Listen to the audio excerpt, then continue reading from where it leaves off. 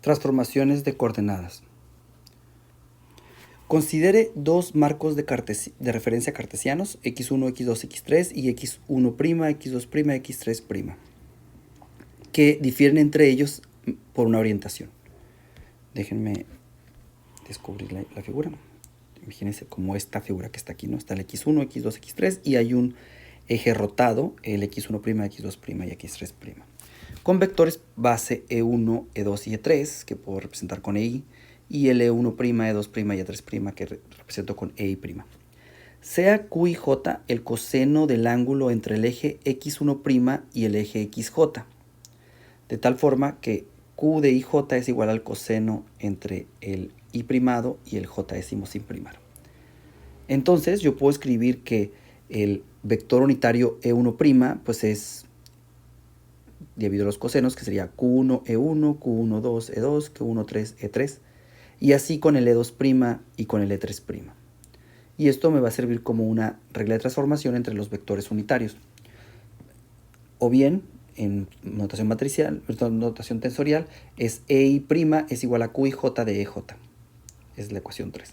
Similarmente lo puedo escribir al revés, ¿no? Que el ei es igual a qji de ej', por las propiedades del coseno, ¿no? Que es la proyección de una dirección es la misma que en la otra. Entonces, cualesquiera vector v, yo lo puedo escribir en una base o en otra. Es decir, v lo puedo escribir como componentes en ei o con componentes en ei'. Voy a denotar con vi y con vi' en ecuación 5. Si yo sustituyo la ecuación 4 en la 5, en la primera expresión de la 5, llego a que v es igual a vi por ei, pero ei es igual a qji de ej', y entonces puedo escribir como que es igual a vi por qj por ej. Entonces, con esta expresión me doy cuenta que necesariamente esto tiene que ser la componente bj, ¿no? Si comparo con ecuación, con la ecuación, ¿cuál sería? Por ejemplo, con la segunda parte de la ecuación 5, con esta, ¿no? Entonces eso sería bj'. De esta forma, lo voy a escribir, voy a cambiar el j por el i, entonces sería vi' es igual a qij por bj. Y esto me da la regla de transformación entre componentes. Análogamente pude haber sustituido el 3 en el 5 y llegar a que vi es igual a qji bj'. Los invito a que lo hagan, ¿no? Es bastante evidente, ¿no? Entonces tengo una regla de transformación para una base y la otra a través de los q y j, que son los cosenos estos. Bueno, entonces voy a escribir las expresiones que he obtenido, las 6 y las 7, que son estas, ¿no?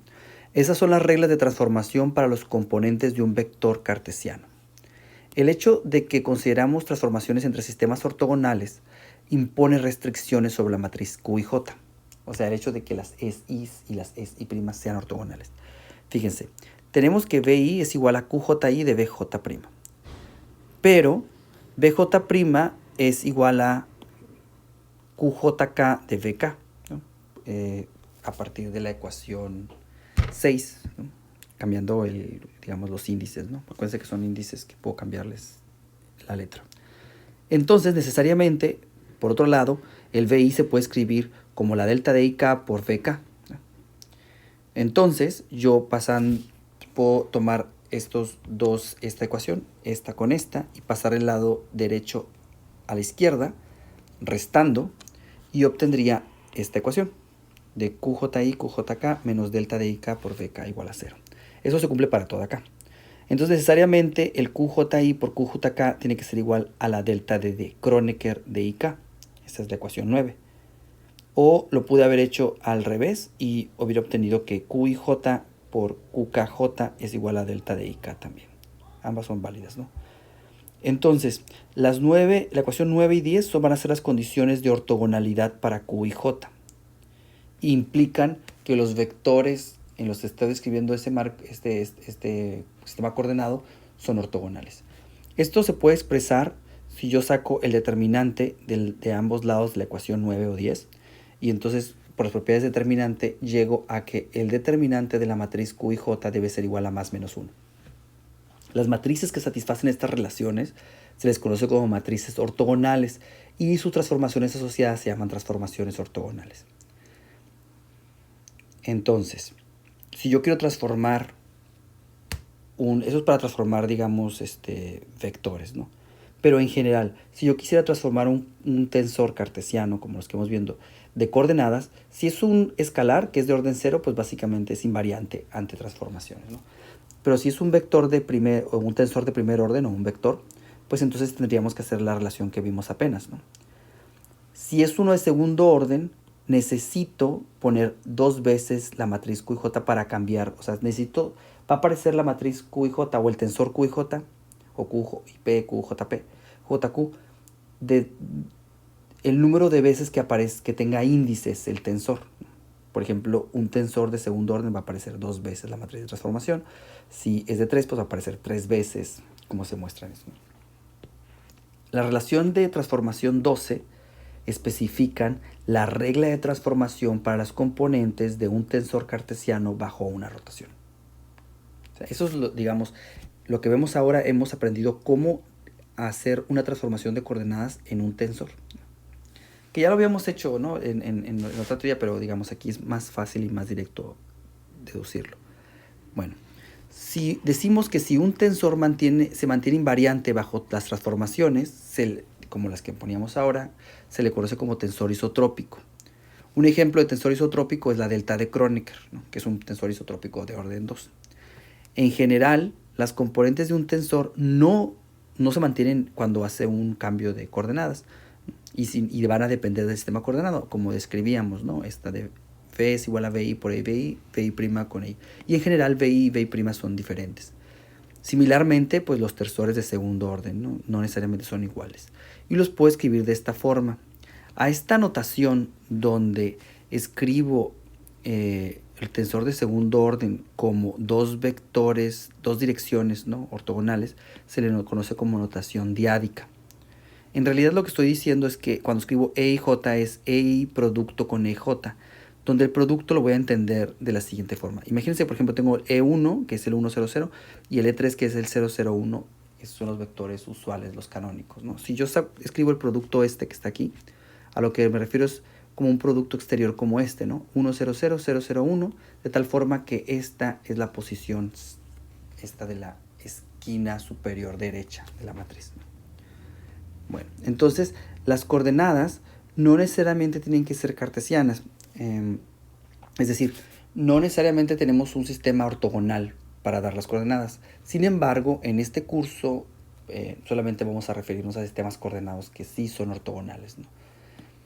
O sea, y cuando no se puede generalizar estos resultados, y pues sería como un formalismo tensorial más general, ¿no? Que no vamos a utilizar en este momento. A continuación vamos a poner un ejemplo de transformación de coordenadas. Nuestro ejemplo, vamos a hacer la aplicación de una transformación de coordenadas a un tensor de orden 1 y uno de orden 2, dados por estas expresiones AI y AJ, donde AI es un vector y AIJ pues es esta matriz. Vamos a tener el sistema x1, x2, x3 y vamos a necesitar las componentes de x1' en x2' y x3', donde el sistema primado está rotado 60 grados en el plano con respecto del original. Para construir, necesitamos construir la matriz de cosenos, ¿no? O sea, ¿qué es lo que dice la matriz de cosenos? Acuérdense, es el ángulo entre el sistema primado y el sistema sin primar. Voy a poner aquí en color azul esto. Entonces, por ejemplo, en el primer elemento, va a aparecer el coseno entre, ese es el elemento 1, 1. Entonces, el primado es el 1, o sea, entre este vector y el 1 original, vemos que hay 60 grados. Entonces, tiene que haber, ese va a ser el coseno de 60. Y así, ¿no? Por ejemplo, si yo necesito el siguiente sería el 1 primado con el 2 sin primar. Entonces, el 1 primado es que está aquí, y el 2 sin primar es El ángulo entre ellos, pues serían los 30 grados de aquí más los 60 grados de acá. Sí, ¿verdad? ¿Estoy bien o no? Ah, no. sería nada más, es el 1, pero el 2 sin primar, ¿verdad? Entonces sería, déjenme revisarlo. Ajá, es el 1 primado y el 2 sin primar. Y esto sería 30 grados solamente. Sí. Entonces sería 30 grados, muy bien. Y luego, pues, con el X3 todos hacen 90, ¿no? Porque la rotación nomás es en el plano, entonces esos quedan 90, 90.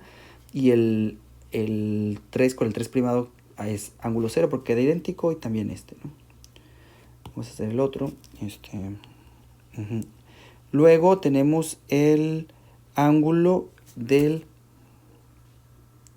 vamos a poner aquí otro color. Rojo.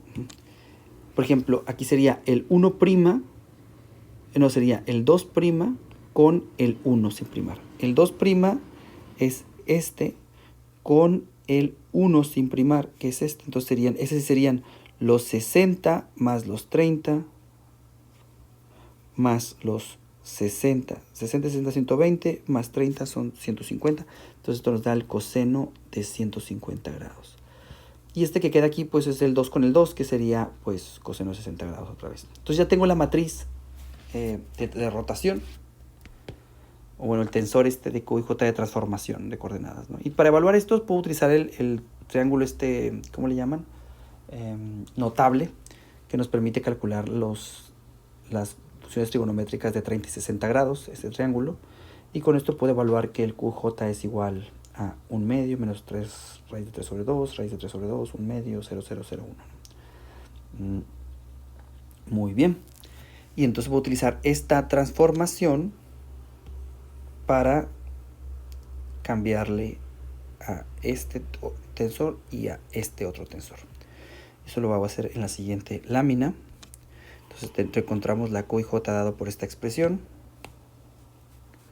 y lo aplicamos, por ejemplo, al tensor de rango 1 AOI' es igual a Q y J por AJ, que es lo mismo que multiplicar la matriz por este vector, ¿no? Que es la manera usual. Cuando lo hago, pues renglón por columna, renglón por columna, renglón por columna, y obtengo esto. Si yo quiero transformar el A y J, entonces tengo que multiplicar, porque tiene dos índices, dos veces, ¿no? De esta forma, que es equivalente a ensandwichar, ¿no? La matriz esta entre 2 con la esa traspuesta. Y si lo hago con calma, háganlo y van a obtener este resultado, ¿no? Si no me equivoqué.